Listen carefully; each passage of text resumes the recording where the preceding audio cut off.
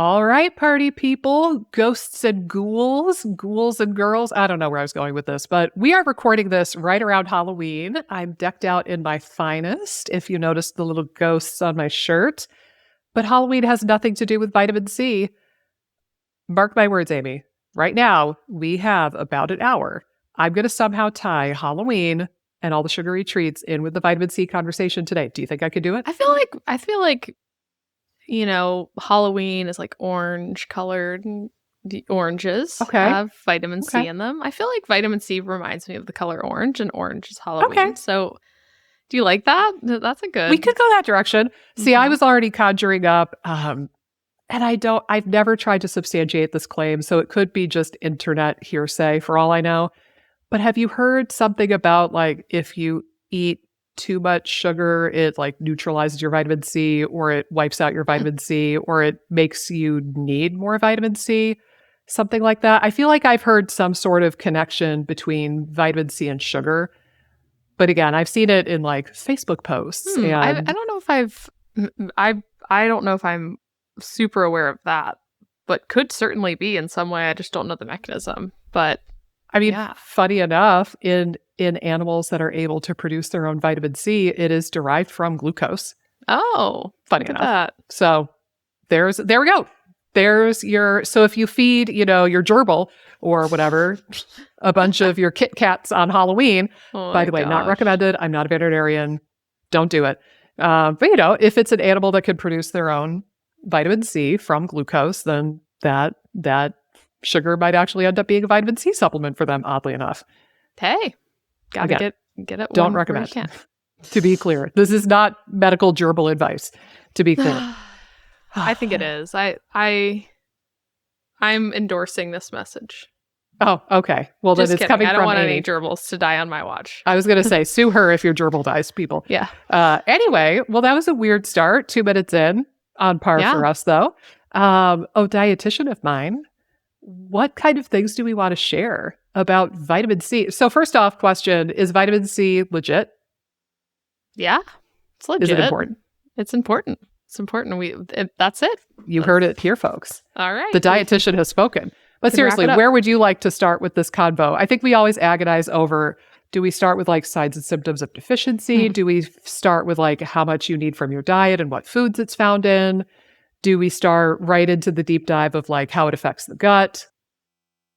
Yeah. I mean, I almost think we want to maybe think about it more broadly as what it does. And then it might provide more color when we start talking about what it does in the gut as well. And I think when people think of vitamin C, I would assume they think of the immune benefits of vitamin C and helping like fight off pathogens and things like that.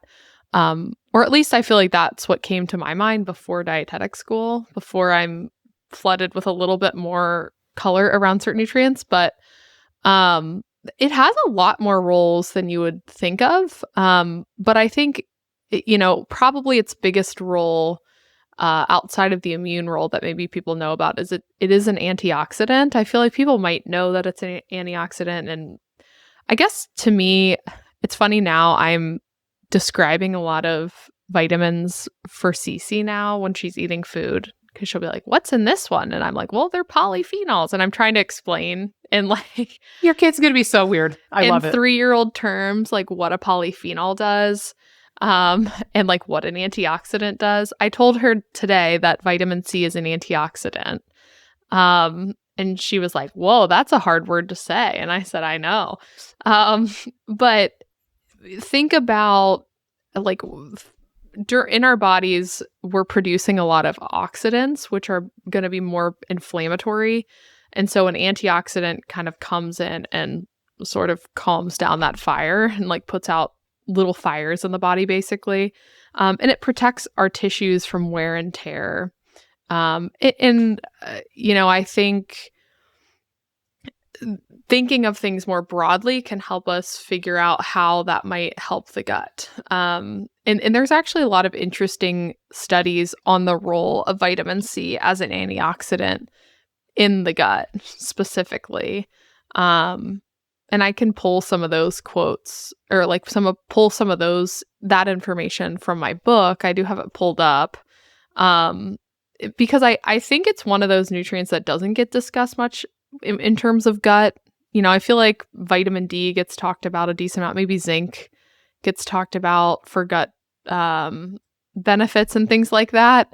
But there was this one study where they compared how various high-dose vitamins affected the microbiome. And they looked at vitamin A, vitamin C, vitamin D, vitamin E, and riboflavin. And it was really interesting because they found that vitamin C yielded the most significant shift on the microbiome compared to the other nutrients. And this nutrient improved diversity and total short-chain fatty acids with butyrate and propionate more than the other vitamins, which is kind of wild. So it basically creates a more diverse, more healthy like gut environment and microbiome. And there's been some other studies too that shows that bifido tends to increase with vitamin C. Which is low in almost everybody. Right, for sure. And basically, again, the reason why vitamin C helps so much is it helps to deal with like excess oxygen in the gut. Oxidants and reactive oxygen species, like basically if there's a lot of that hanging around the gut, it creates a much more inflammatory environment. So when you have vitamin C, that can come and sort of neutralize some of these little fires. Quench it, if you will. Quench the fires and the inflammatory compounds in the gut. And these are very normal compounds. So like I don't want people to think like, oh, you just shouldn't have those compounds. No, like we make inflammatory compounds all the time metabolically. And may I share something to that point? So poor Amy had to keep the conversation going for a moment because I got up and looked at my bookshelf. I know for sure that I have this quote that I'm looking for written in the back of one of these herbal books. I just couldn't figure it out on the fly which one it was, but I distinctly remember one of these herbal conferences. One of the speakers framed it this way, and I thought it was brilliant. He said, reactive oxygen species are the price we pay for doing business in an oxygen-rich environment. And I thought that was a really good way to put it. Another sort of way that it could be conceptualized is you have an engine, whether it be like a car, a motorcycle, whatever.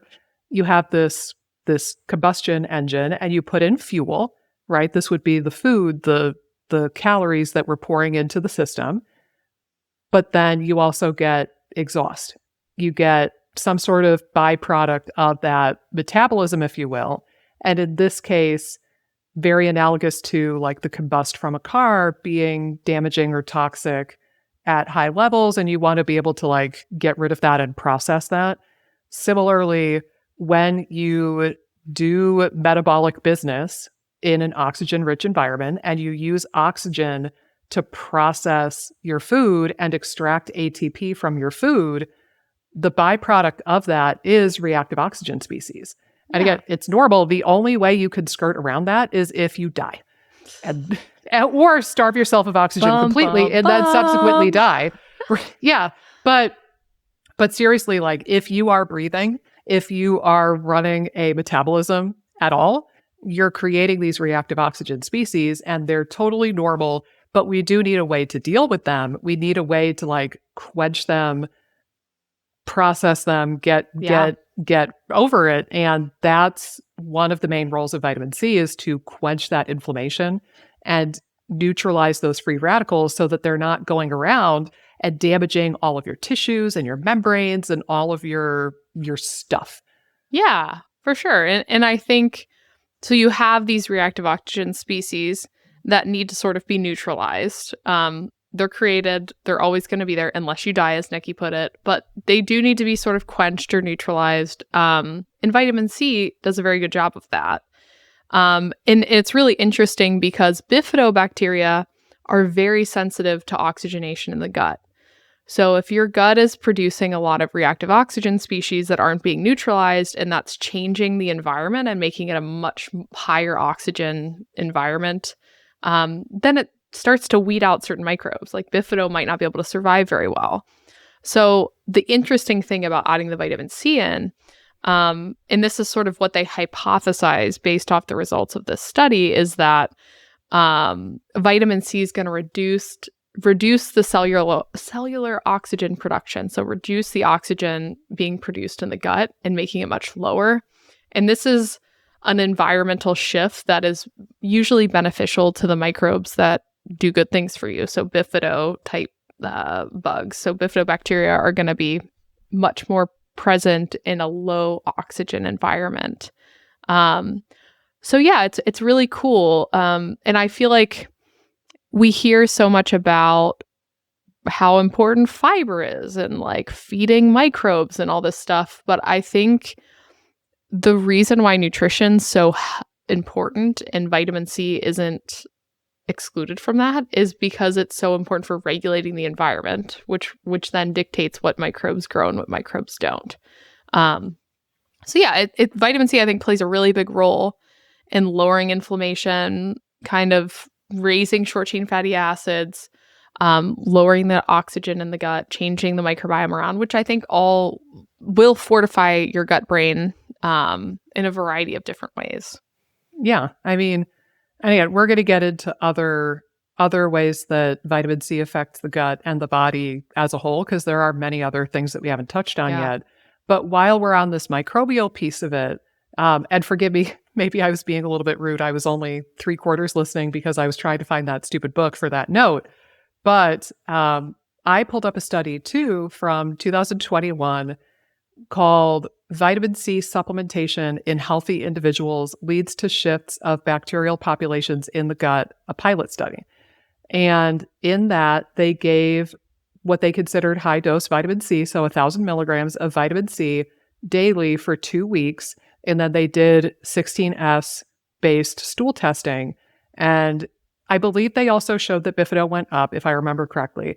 But one of the big shifts that they found was an increase in one of the Firmicutes phylum, and it was a short chain fatty acid producer. And again, it's very reminiscent of some of Lucy Mailing's stuff about like wanting the gut to be a low oxygen environment and how butyrate can help with that as well. But it makes you think, oh, the vitamin C created a favorable ecosystem for some of these more delicate bacteria that are prone to damage or stress from, higher levels of oxygen in the gut. And now they're going to make butyrate, and now the butyrate can help further control the oxygen level in the gut. And it's like, it's a positive snowball effect once you kind of get it going with the vitamin C. But I thought this was really interesting. They also said, let me see. Yeah, they say this is one of the main short chain fatty acid producers. For the record, the family name, I'm probably going to butcher it because I don't say this one frequently, is Lacnospiraceae, I think. Anyway, you can look up the study. I gave you the title. They also pointed out that in a variety of disease contexts, vitamin C has been reported to decrease indicators of oxidative stress and inflammation, and they talk about its role as an antioxidant a bit. And they said strictly anaerobic gut bacteria, meaning bacteria that do not like oxygen, they cannot survive in and around oxygen, such as the bacterial family Lacnospiraceae and species like the Calibacterium presidentii, which I know we've mentioned on this podcast before, are profoundly influenced by oxidative stress. So you're taking some of the stress off of these little fellows so that they can thrive and they can repopulate the gut and produce these short chain fatty acids for you, which is what they should normally do in the presence of dietary fiber. They also mentioned that this family group and the genus Blautia, which was also increased in their study, have been found to be reduced in abundance in patients with Crohn's disease. So, we at least have some links with the pattern of, microbial deficiency, so to speak, with at least the one disease in the gut. And yeah, maybe that's an important link for people with Crohn's disease too. Yeah. I'll also share vitamin C in and of itself might have some anti-biofilm and bacterial effects against unwanted bacteria. So as I was skimming some research articles for today, I know I saw some indicators that it can be antibacterial against some of the like Enterobacter species that you see on a GI map, and some of the Pseudomonas kind of species, and H. pylori. And there's a couple of studies, I think only maybe two. I think there was one out of China and one out of Italy, where they studied using vitamin C in addition to normal prescription medication for H. pylori. And when you combine the medications with the vitamin C, you get a much more high effective kill rate with H. pylori eradication when you add vitamin C into the mix. Yeah. So there might also be some immune modulating, immune boosting, and directly antimicrobial effects from having enough vitamin C in and around the gut, which Yeah, is fascinating. for And it seems sure. like it targets some of the bad bacteria that we don't want a lot of. Yes. 100%. Yeah, I think and that kind of makes sense too with like some of the immune, like I feel like the what people picture vitamin C doing is like, oh, it can maybe protect me from bugs that I don't want. Um uh, yeah, and I think one other big area that could have direct links to the gut is just vitamin C's role in collagen. Collagen kind of makes tissues stronger and kind of like creates kind of like a scaffolding, I feel like. Is that the right word? I think it's appropriate, but one of the ways that my nutrition textbook put it, and I actually wrote this down with quotes to share today, is intracellular cement. Okay, yes. Yeah. They were referring to the basement membrane, Yeah. like the kind of the foundational glue that the epithelial cells are on top of. But Yeah. yeah, I liked that intracellular cement idea. Yeah. I mean, I think in every tissue is going to sort of need collagen to repair and kind of Kind of like you hold it know all together, you know? yeah, lump it all together. And so I think if you're getting low in vitamin C, that's going to affect the gut collagen as well. Like you need collagen to make your gut barrier strong and healthy. So in states of deficiency, you could start kind of painting a picture of leaky gut, right? 100%. Yeah, I think so. So yeah, I think that that's something to keep in mind. And it is interesting. Um, that's probably the collagen becoming weaker is what's more associated with deficiency with vitamin C. So, scurvy is the like extreme form of deficiency where you get kind of like sores in your mouth. You can get sort of curly, kinky, like kind of hair, curlier hair. Um, Easy yeah. bruising, gums that bleed easily. Yep. Like you just can't repair some of your structural tissues Yes. as easily. And you have collagen and connective tissue wrapping around all of your blood vessels too. And Mhm. again, it's like the fabric that's holding you together to a large degree. Yeah. I will share too from one of these studies, and I didn't scroll far enough. I think this is a different study that I'm citing right now, but I think this is one about vitamin C and the gut liver axis, if I'm remembering correctly. But they say, in support of the concept of antioxidants helping to maintain gut barrier function, these nutrients have been reported to be decreased in the gut mucosa of humans with inflammatory bowel disease. Further, endotoxemia, so that thing that happens with leaky gut where now you get bacterial toxins and metabolites and inflammatory stuff getting exposure to the immune system and instigating an inflammatory, like a widespread inflammatory response. Endotoxemia in mice initiates obesity and insulin resistance, while antioxidants mitigate intestinal inflammation. Importantly, in humans, impaired gut barrier function occurs with scurvy. Mm. Yeah. So that's been shown in humans, not just a mouse model or, Yeah. whatever it might be. Like we know that gut barrier dysfunction, aka leaky gut, is one of the things that happens with scurvy. Again, in addition to the easy bruising, the bleeding gums, the whatever, and it's for the same reason. It's because you're not holding your cells and your tissues together the way that you ought to. Yeah. And I think in terms of other things that vitamin C can do before we kind of move on as well is, or one, I remembered a thought I was going to say about just like the IBD stuff and sort of gut inflammation. Like in conditions like that, you probably need more vitamin C to control the level of oxidants and inflammation that's being generated by disease like IBD. So I think in a lot of those cases where there might be more breakdown in an IBD situation, it's like, oh, maybe there's general vitamin C recommendations. Maybe someone with IBD might need a little bit more vitamin C. And I think it's kind of interesting as we start investigating more kind of areas of nutrition and studies, is like differences based on the individual with certain nutrients. Like that's really getting a little more in the weeds than we need to go today. But just from a curious brain, I think, some people might still need more vitamin C for a variety of reasons. Vitamin C is needed to make certain hormones, like especially that support like the stress response. So if you tend to be pretty stressed, you might need more vitamin C than the average person.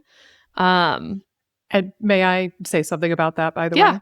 So I was going to bring this up too, that certain tissues have a lot more vitamin C in them, which strongly suggests that those tissues require more vitamin C to function and do their job.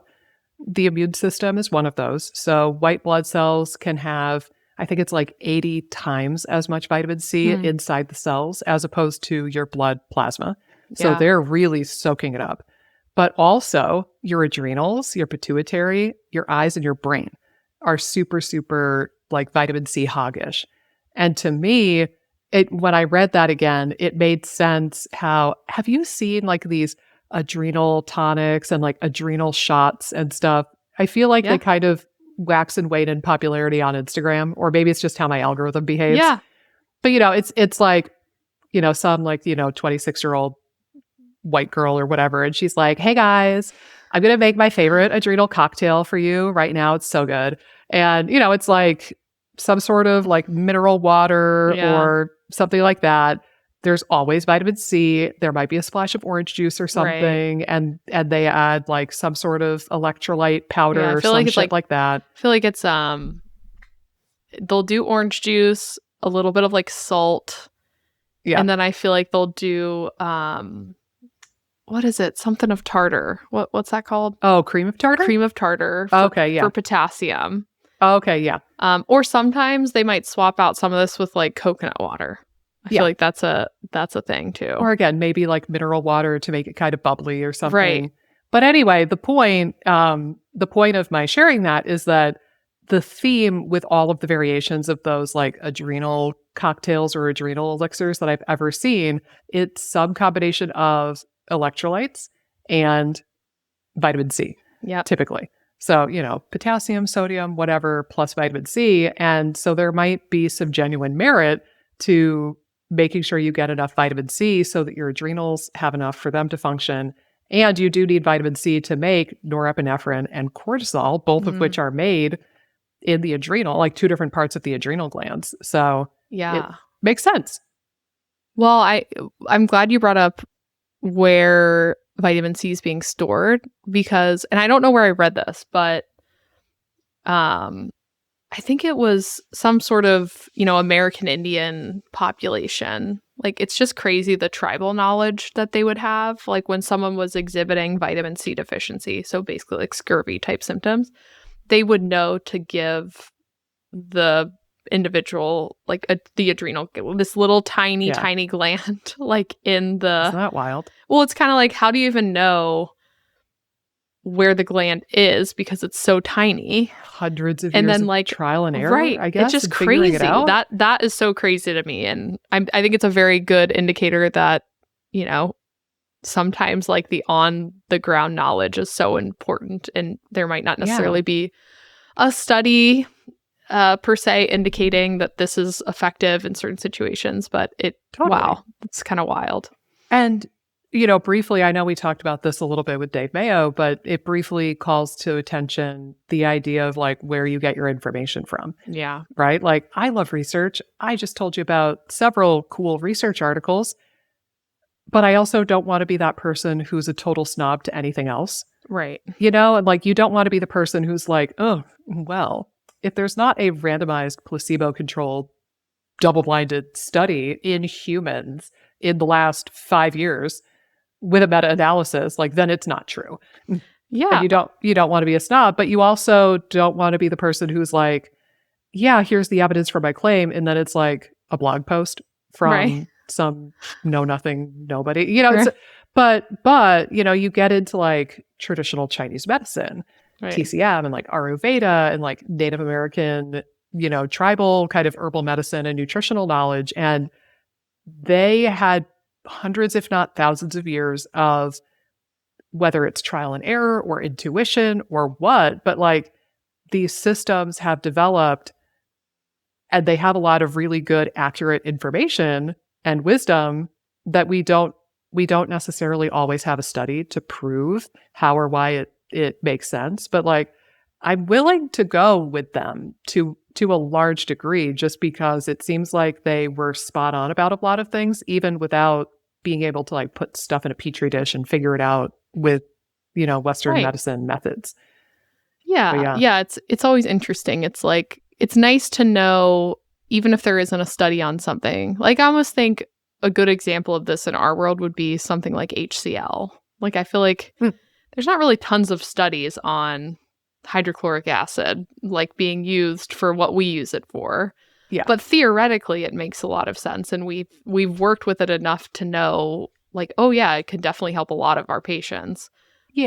But it's just not necessarily one of those things that like IBS suffer. There's no study that I really know of where it's like, oh, IBS sufferers using HCl in this dose. And yeah. it's just like we have on the ground knowledge then. But I've seen like certain dietitians poo-poo things like that. Because it's like, Yeah. oh, it's not evidence-based. And it's like, well, it is like there is evidence to Clinical support it. evidence. Yeah, there's like clinical evidence versus hardcore, meta-analysis level Right. evidence. Well, and there's just sort of like understanding the scientific mechanisms behind why it could work and like Yeah. why it's worth experimenting with. It's scientifically plausible, right. therefore we should explore it a bit. And Right. and with something like HCl, that's a great example, is that we do have mounting evidence that lowering stomach acid with something like autoimmune gastritis or H. pylori infection or PPI use. Like, we do have mounting pretty good quality evidence at this point that suppressing stomach acid is associated with microbial shifts that are unfavorable. It's associated with nutritional deficiencies, right? Like, PPI use is associated with deficiencies in a bunch of vitamins and minerals. Like, we have like one half of the coin pretty well explained. So it would stand to reason that the other side of the coin is something that we should consider.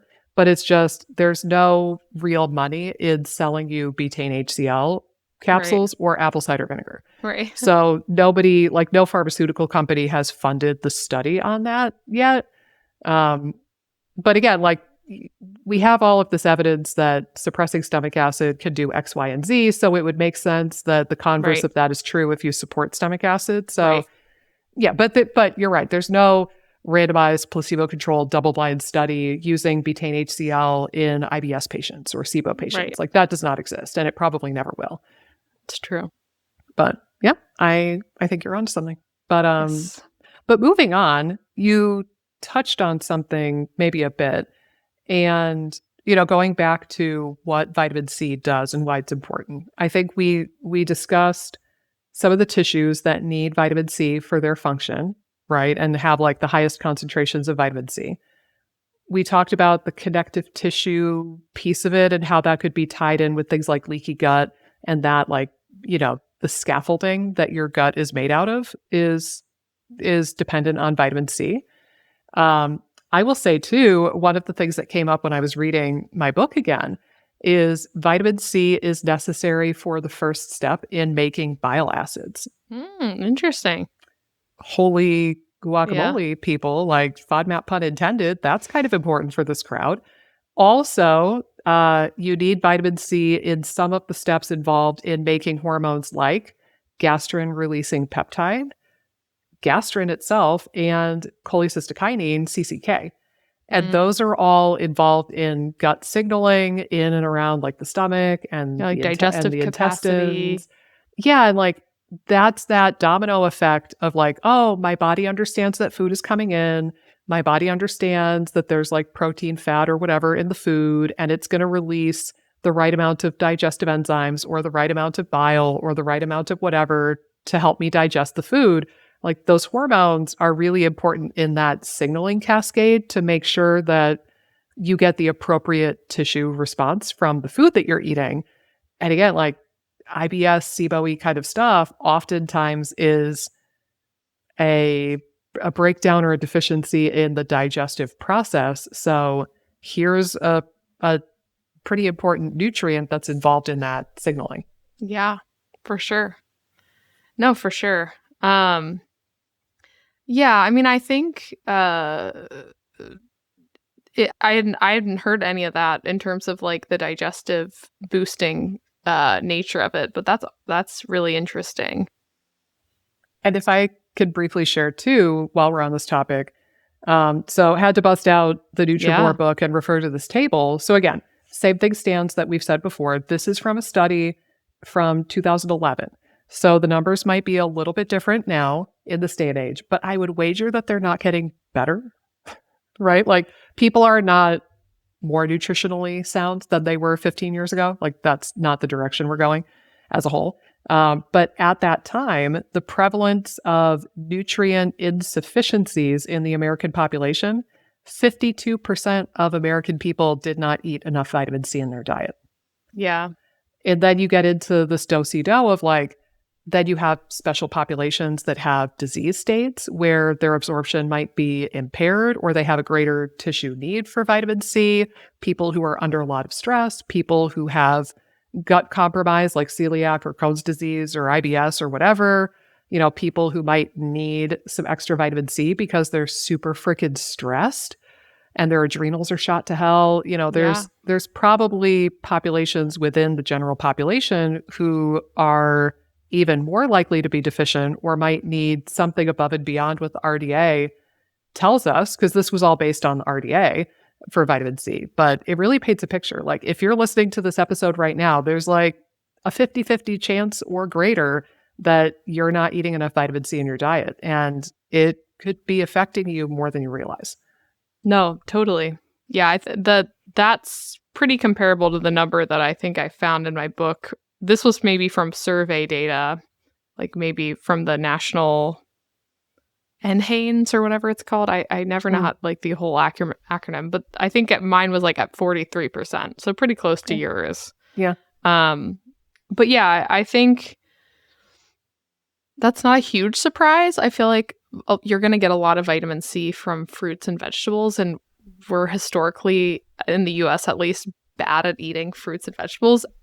Population wise, I'm not saying that you, dear listeners, are bad at it, but collectively, I don't think we could do much better Yeah. with fruit and vegetable intake. And that's where I think a lot of people are going to get the majority of their vitamin C.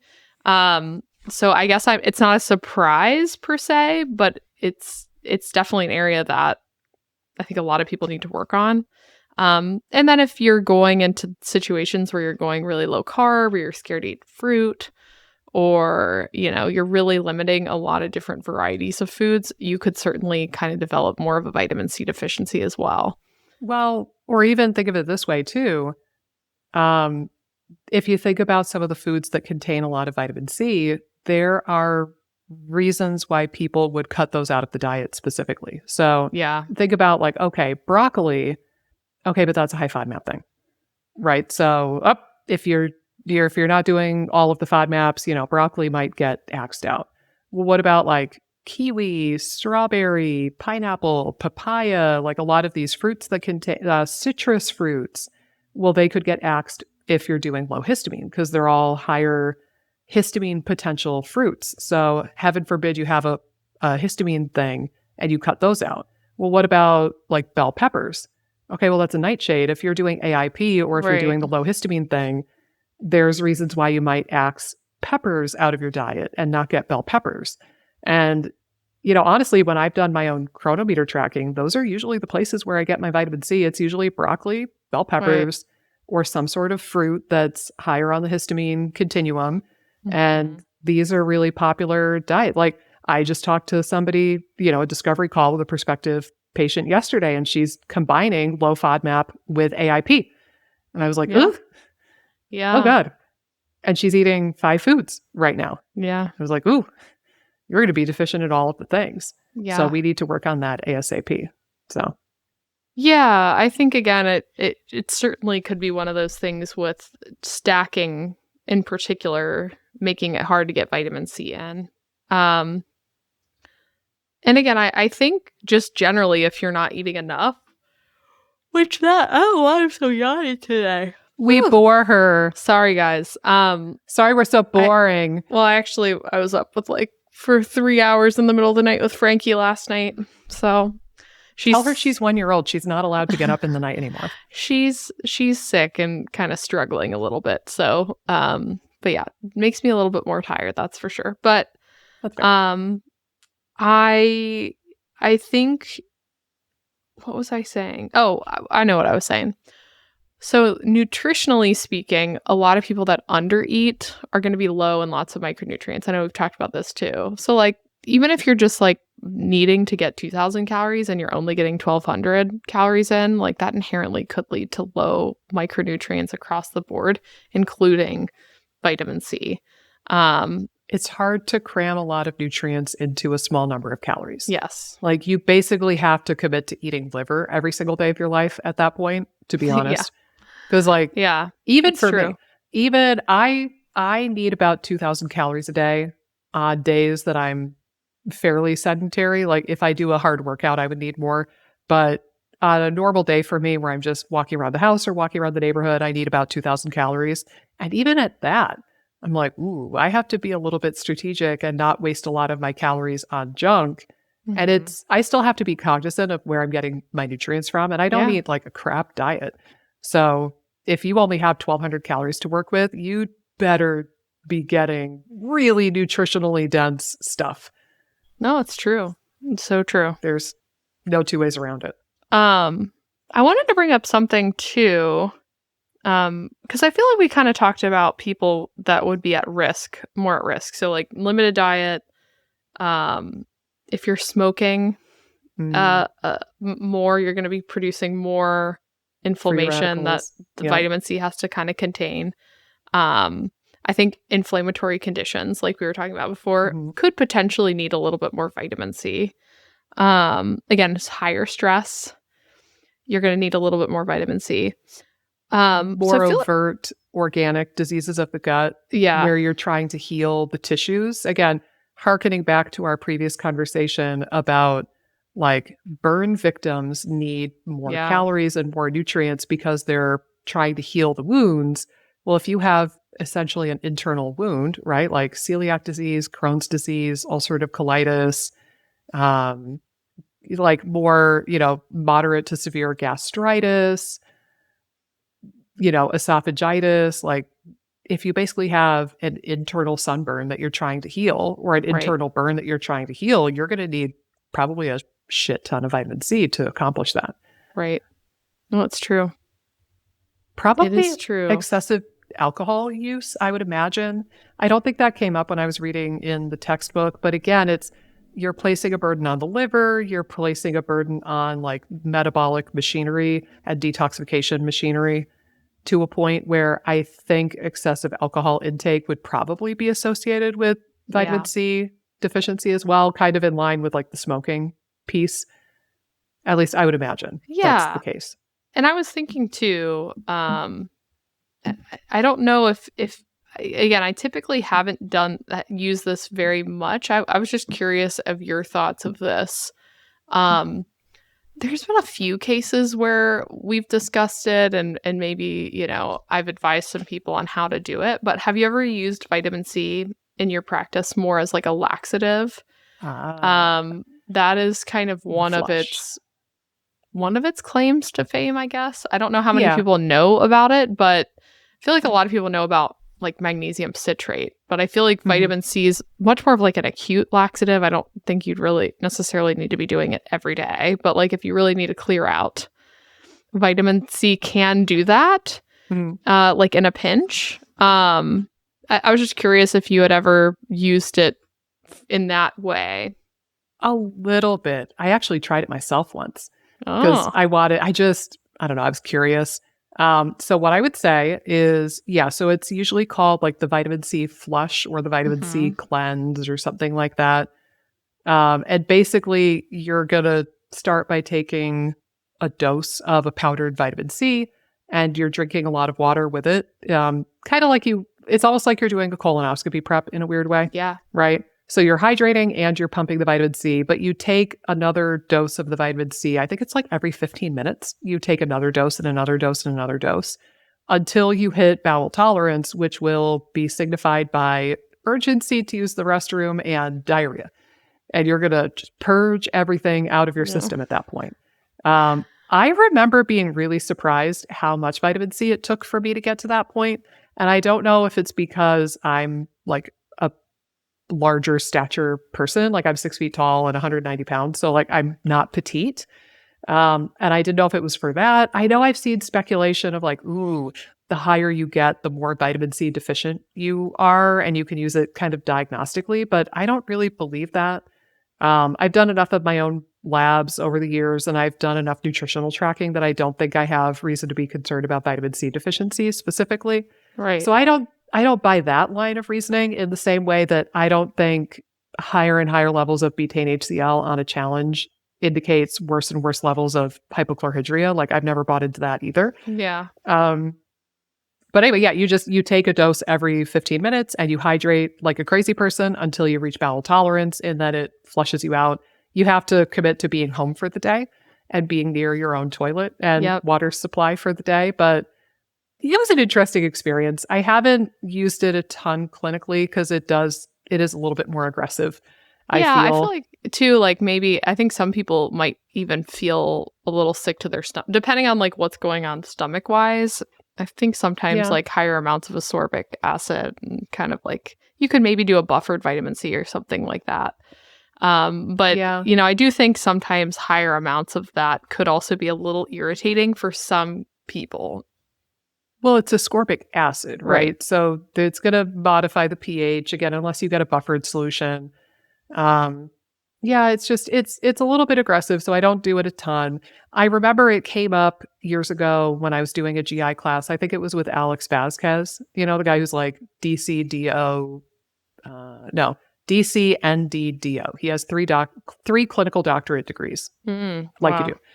And he's brilliant. He's utterly brilliant. And I love his stuff. But I remember he brought up the idea of like, if you have somebody with more profound or more chronic constipation, you might need to do a vitamin C flush to get them started. And that way, any of your antimicrobials or probiotics or whatever can kind Mm. of like get to the colon that much quicker and have effect that much quicker. Mm. And the idea was like flushing out the backlog of compacted stool that they might have in Ah. them. I think that was the logic, but Yeah. yeah, it's a thing. I've had people do it a couple of times, and I think Yeah. I mentioned it to somebody recently in passing of like this might be an option later. Yeah. Um, but yeah, it is a thing that's out there, and it's Yes. it'll flush you out for sure. Make you poop. Um, I have another thing that I'd like to share Yeah. about vitamin C, though, if I may. Actually, a couple things as we wrap up here. Um, A, I forgot this one too. Vitamin C is needed for carnitine synthesis. Mm. And remember our friend, the carnitine, oh, I'm sorry, hold on. Was it carnitine or creatine? Gosh darn it. Hold on. Yeah, carnitine. Okay, I'm not losing my mind. Yep. Remember our friend, the carnitine shuttle? And this molecule, carnitine, brings fatty acids from the cell into the mitochondria so that they can be processed and metabolized for fuel. And Yeah. so, interestingly, one of the things that this book brought up, my textbook, was that some of the initial signs and symptoms of scurvy can be fatigue and malaise, Mm, probably secondary to the fact that you're not making enough carnitine and you're not able to really utilize fat for energy in the right. way that you're supposed to, and you're starting to become ATP deficient. Yeah. But how many people have we met?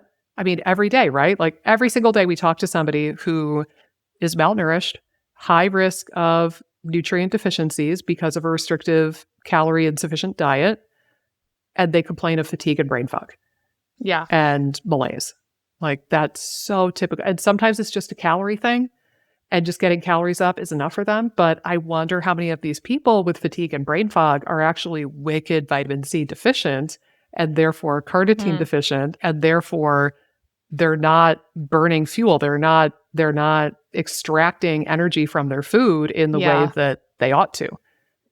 Yeah, it's so interesting. I feel like the whole energy and brain fog conversation is very interesting because, I mean, I feel like 9 times out of 10, most of my patients with brain fog and fatigue are blaming the gut, specifically like the SIBO Totally. or the microbiome issues. 100%. And I would say, like, pretty much all the cases I've seen, it's been heavily nutrition related and not microbiome related. And maybe there's a part Yeah, that's microbiome. I couldn't say for sure because once you kind of correct the nutritional deficiencies and you correct a lot of lifestyle factors, then the microbiome gets better. So it's like hard to say for sure. But I would say people are just heavily focused on the wrong things when it comes to energy and fog. And it's frustrating that people are kind of linking the wrong things together there because then they're going down these rabbit holes. I mean, that's with a lot of things, but they're going down these rabbit holes thinking that like their energy and fatigue are going to pick up. And that's a really tricky place to be in when you are low energy and feeling a lot of fatigue because it's hard to move forward with diet and lifestyle factors if you are fatigued. And if you're focusing on all your energy you do have on the wrong things, you're just going to be spinning your wheels and stuck in that hole for a longer period of time than you need to be. yeah. Yeah, it's really hard when people come in with their own preconceived notions. And I think most people come in and they sort of have more of an energy of like, I'm really well educated, right? Yeah. And sometimes that's true. Like it is nice that I don't have to explain what the microbiome is to Right. somebody, right? And I don't have to explain the importance of gut health.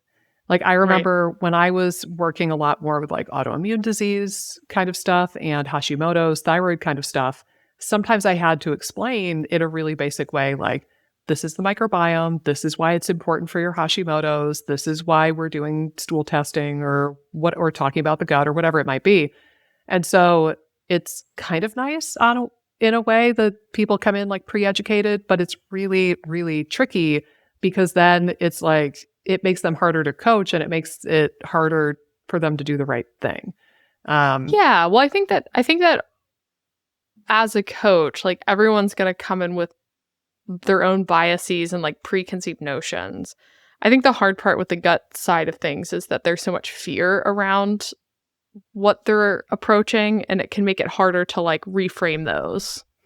yeah, But I think it's really important to do that work and to reframe maybe how you're perceiving your symptoms as being like just a microbiome thing or everything is related to the microbiome or the SIBO or whatever it is. yeah. I think people can even get really specific and be like, I took this GI map. It's Look the at that Klebsiella. yeah, it's a Klebsiella. It's a streptococcus. It's a Yeah, whatever it is. It's like they can get really like boogeyman. This is all my problems are related to this one microbe in my gut. And that just, again, isn't really going to help them get better. that is almost never true in my Right. finding. That Right. might be a piece of the puzzle. Like I talk to plenty of people about H. pylori or candida or states of dysbiosis. Like I talk about that stuff in my work with people.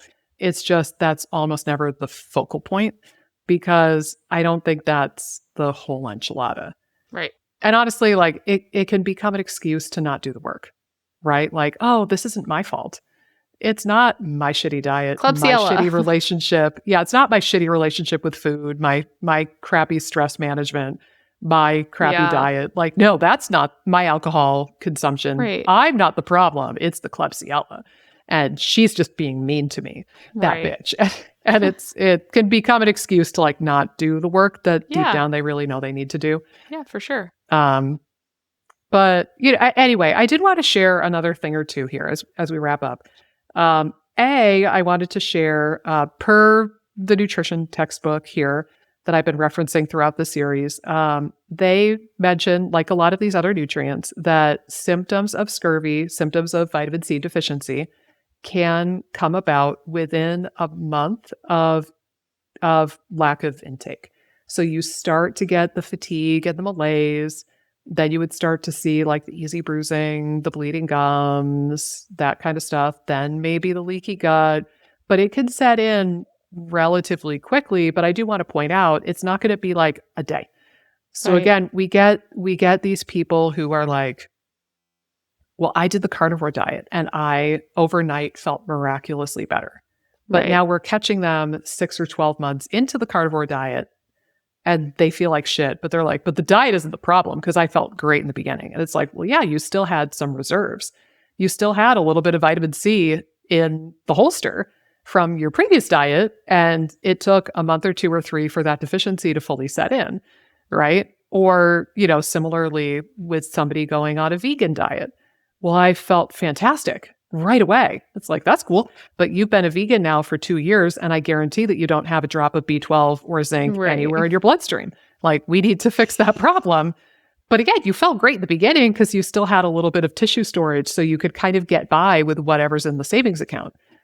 Right. So, don't be fooled by the initial response to a diet and overlook a nutrient that is deficient in your diet. I guess that's my point. Yeah. Um, the other thing I wanted to share is that well, 2 points with laboratory testing.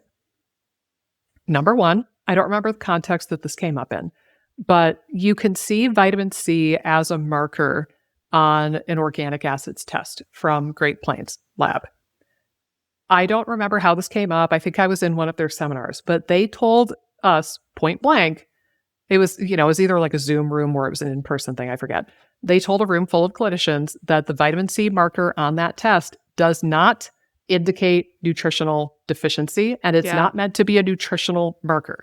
I Right. think they're getting at something else, which I'll share in just a minute. I think there's another purpose for it being on that test. But they said, point blank, it is not a marker of nutritional deficiency.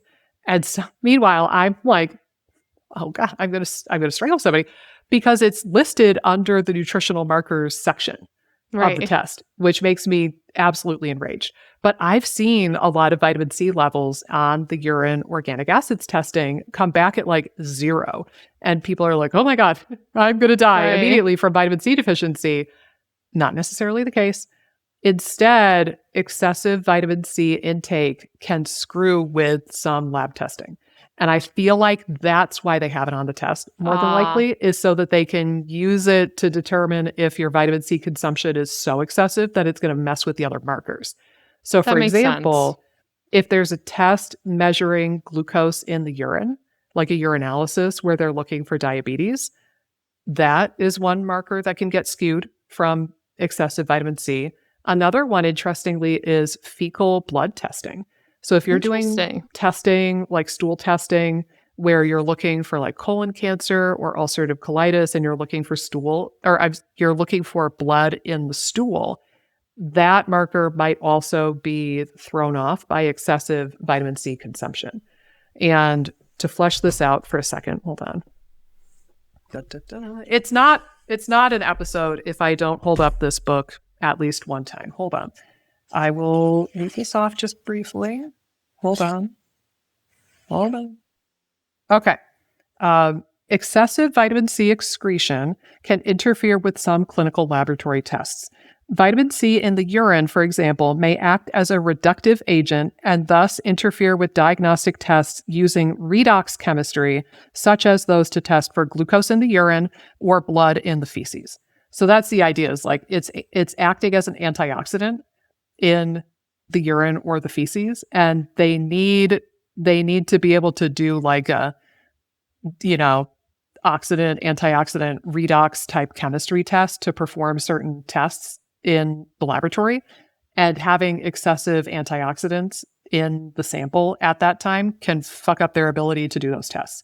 So those are just two examples that they mentioned in the book, but it has to do with vitamin C being an antioxidant. But yeah, I imagine that might be why they have that on the organic acids test, but that really enraged me because I think they should put that on a separate part of the test and not have it under the nutritional markers. But that was also kind of reassuring because I was thinking that everybody was doomed with vitamin C deficiency because I saw it low so frequently for so many years when I was doing oat testing. So just wanted to share that. But okay, let's recap. So vitamin C, going to be found in fruits and vegetables, especially fruits. It is important for connective tissue building, connective tissue function, and therefore leaky gut. It's important for making some hormones, for regulating stress chemistry, for making some neurotransmitters like norepinephrine and serotonin. It's important for energy metabolism, particularly fat metabolism versus the carnitine shuttles, carnitine synthesis. It's important for immune function. I think everybody knows that, so we totally grazed over that one. Keep in mind, if you're vitamin C deficient and you correct a deficiency by taking a supplement, then that's where maybe you can reduce colds and flus with a vitamin C supplement. But if you're getting enough through your diet and you're not actually deficient, then I wouldn't imagine that a vitamin C supplement is going to profoundly impact your cold and flu outcomes. Yeah. Right? Like, I think too, just in general, like there's usually a lot of ways to get vitamin C up. Like I rarely think that, unless someone's just having a really hard time with certain vitamin C rich foods, I rarely think that you would need to supplement with it. Aside just maybe broaden your diet if you're limiting it. Yeah. Or eat more of the foods that you do tolerate with vitamin C if you feel like it's a little Or low. again, like if you have a situation where you're newly diagnosed with celiac disease or newly diagnosed with Crohn's disease and you're trying to repair tissues and you're like, I can only eat so many damn papaya in my lifetime, then maybe you take a supplement for like a month or two or three. But I don't necessarily think you have to take it forever. I don't think that's probably necessary outside of a few, I guess if you insist on remaining a smoker and you're just going to smoke for the rest of your life and you refuse to get rid of the cigarettes, then by all means take a vitamin C supplement. I don't know if that's going to do much. Yeah. But, I think if you're eating a reasonably healthy broad diet and a reasonably healthy lifestyle, I don't think most people need a supplement. But, she's super important, vitamin C. And she affects the microbiome. I forgot to mention that in the summary. And she's Grace. She's Miss Vitamin C. That's all I got. Doesn't roll off the tongue as well as the original, but that's all right. We'll go with it. I'm going to nod to the miscongeniality bit here. It's very 90s of us or early 2000s. I can't remember. It's funny you bring that up too, because my neighbor threw out her back over the weekend, and she's been just laying in bed watching movies, which is weird for her because she's a busybody. And I just loaned her my Mean Girls DVD today because I was like, here, you need to watch this. I referenced it the other day and she had no idea what I was talking about. But she's never seen Mean Girls? She's seen it, but just not in a while. Okay. Versus it's my favorite movie maybe ever, or it's one of my top 5. Yeah. So I like to reference it and I have it memorized, I think. But I was flipping through the binder of DVDs because yes, that's how old I am. I have a binder of DVDs. And I came across my Miscongeniality DVD and I was like, oh, you could borrow this one too. So it's funny that you did that organically because I just saw that DVD with Sandra Bullock on it. I feel like that maybe like Legally Blonde, I feel like it's kind of mixed in there. Like I feel like that was in the same pamphlet. Yeah. Right. Of old like late 90s, early 2000s gems. 50 First Dates. Yeah. There's just a handful that were kind of all, rom-com around the same time. Right. They don't really make movies like that anymore. I feel like it's all They don't make them like they used to. No, they don't. Us old cronies. But anywho, all right, people, go forth, eat some freaking vitamin C. Your body will thank you. Every tissue in your body will thank you. In the meantime, let's see. So this concludes the water-soluble vitamin series, does it not? It does. It does. What is your pick, oh dear dietitian of mine? Are we going to move on to minerals or are we going to do fat solubles next? Good question. Let me think about it. Okay. We'll keep the audience in suspense. Yes. They won't know until they tune in next time. True. But we'll move on to one or the other. We're going to continue the single nutrient series, and we're going to continue having some guests on and off throughout the season as well. But in the meantime, go eat some vitamin C rich foods, do something nice for your vagus nerve, and we will talk to you in the next episode of the IBS Freedom Podcast. Until then, toodaloo.